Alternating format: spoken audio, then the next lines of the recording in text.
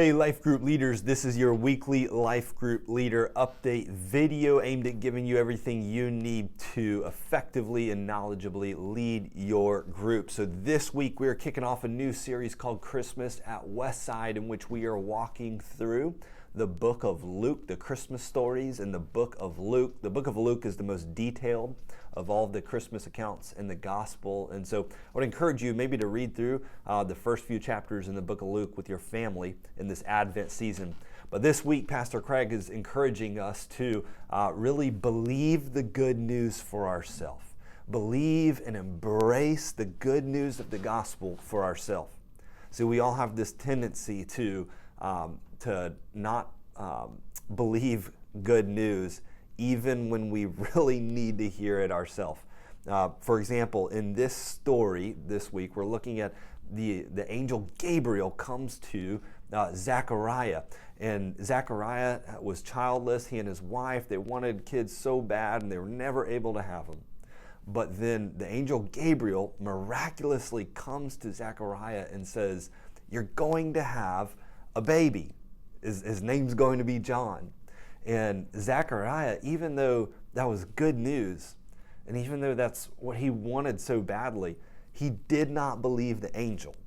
Like, an angel of God came and stood in front of him, told him the best news ever, and he didn't believe it. And so we're going to be looking at that story more in depth. But again, I want to challenge you with this. Be aware of your own kind of propensity or to not believe the goodness of the gospel.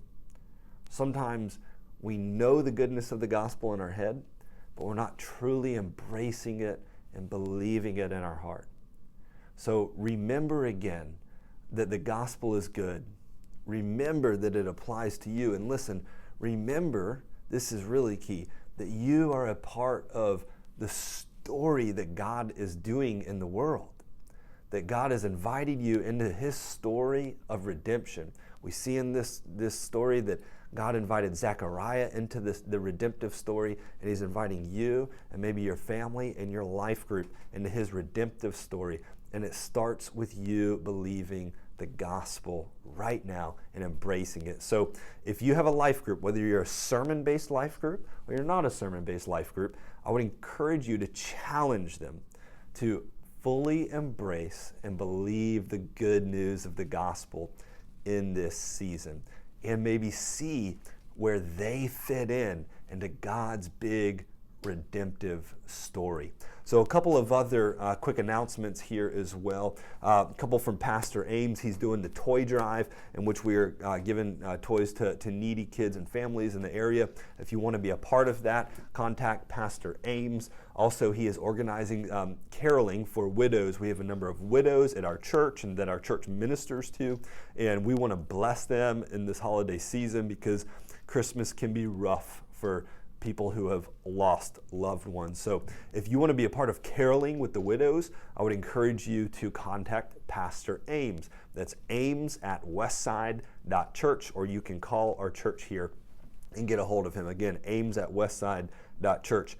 One more thing, we're clearing out a lot of books in the C building, and we would like to give away some of those resources that aren't being used so much. We want to make sure they're getting in the hands of people who would use them. So if you want to come by and look at some of the resources, the books in the C building, the education building, we would love for you to do that, and we just want to give them away so that they're actually being used regularly. So let me know if you're interested in any of those materials coming by. So love you guys, praying for you, praying for your groups, praying for your families this week.